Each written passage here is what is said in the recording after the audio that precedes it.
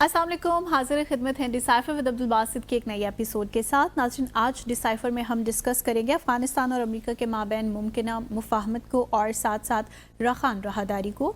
Show के दूसरे segment में हम आपको लेकर जाएंगे यूक्रेन और गज़ा में जारी जंगों की जानिब और वहाँ की सूरत हाल का जायज़ा लेंगे, जबकि शो के लास्ट सेगमेंट में हम बात करेंगे बांग्लादेश के chief adviser doctor Mohammad Yunus के दौरे चीन की और देखेंगे कि भारत के अगले इक़दामात अब क्या होंगे।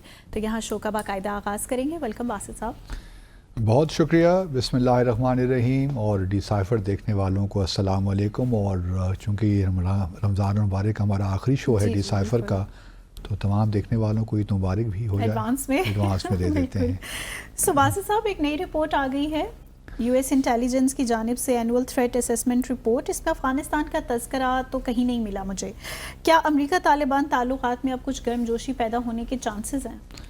जी हाँ, ये एनुअल थ्रेट असेसमेंट जो यूएस इंटेलिजेंस कम्युनिटी की जानिब से हर साल ही आती है, तो इस बार भी ये मंजर आम पे आई है और इसमें कुछ इंटरेस्टिंग चीज़ें हैं जो हमने चाहा कि अपने नाज़रीन के साथ शेयर कर लें। बाकी चलिए, और तो इस वक्त चूँकि हमारा फोकस अफ़गानिस्तान पे, तो हम अफ़गानिस्तान पर ही बात करते हैं।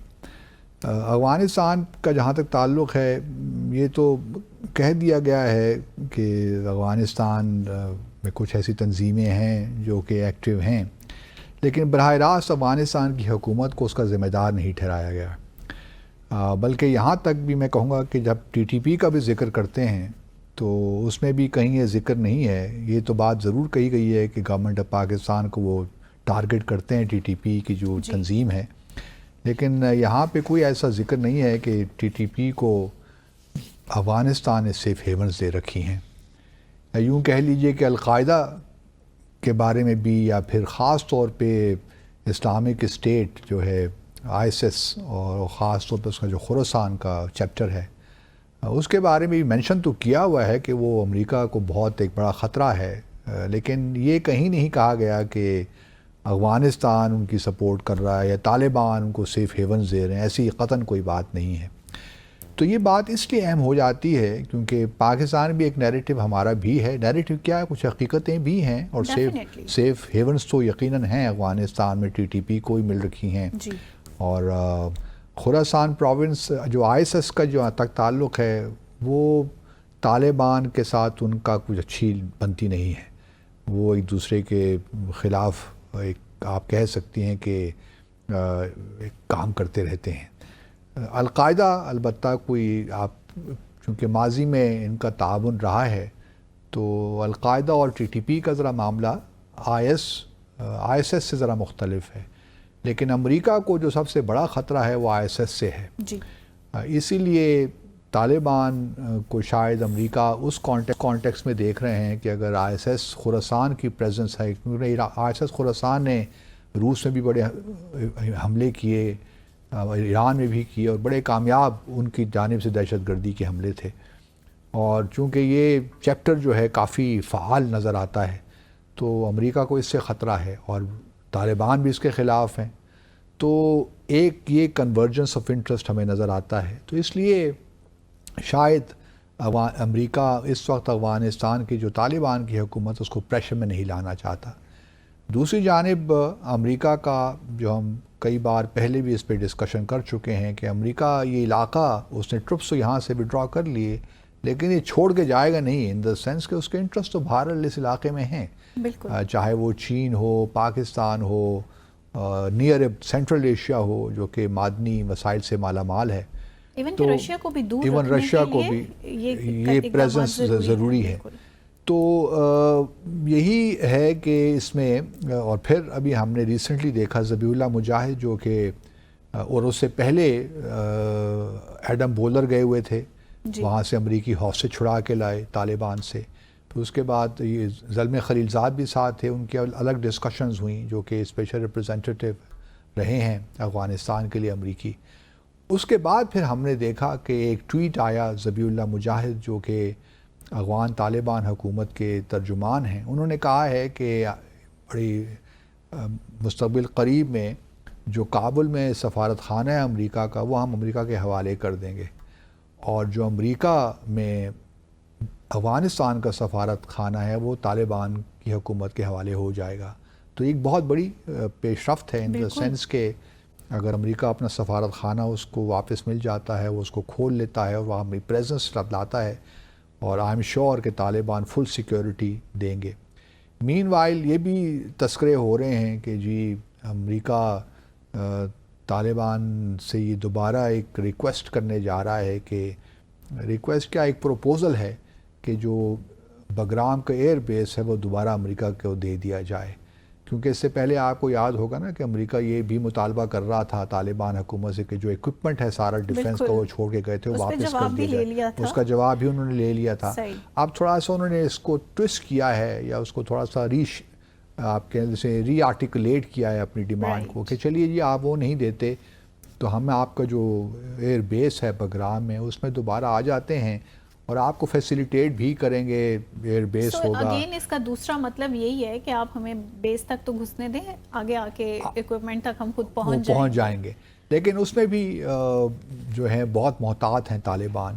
جہاں سفارت خانوں کے بارے میں تو بات کر رہے ہیں طالبان کی حکومت, لیکن بگرام ایئر بیس کی اوپن بات نہیں کرتے اوپنلی, کیونکہ وہ بھی شاید ان کے اپنے انٹرسٹ میں نہیں ہو اور وہ دیکھتے بھی نہیں ہیں کہ آئیڈیالوجیکلی پیلیٹیبل ہے کسی طور بھی, کیونکہ it will not go down well with Taliban constituency.